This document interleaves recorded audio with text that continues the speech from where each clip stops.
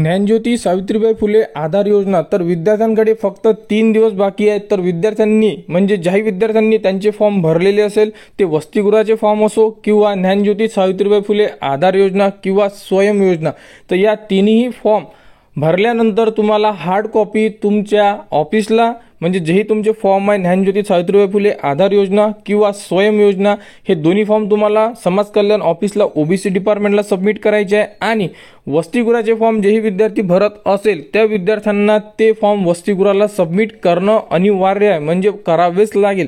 जे विद्यार्थी form submit करणार नाही ऑफलाईन ते विद्यार्थ्यांचे नंबर लागेल याची गॅरंटी नाही आहे, कारण की ऑफलाईन फॉर्म सबमिट करावे लागत आहे। अशाबद्दलची माहिती संपूर्ण विद्यार्थ्यांना पोहोचवावी याबद्दलची माहिती सुद्धा मिळालेली आहे।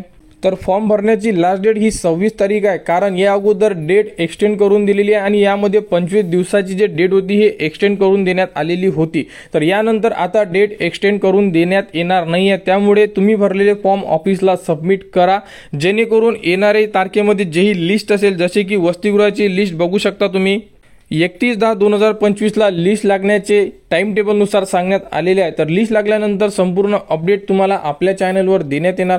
त्यासाठी आपल्या चॅनलच्या कनेक्टमध्ये राहा, चॅनलला सबस्क्राईब करा व हा व्हिडिओ इतरांपर्यंत शेअर करा।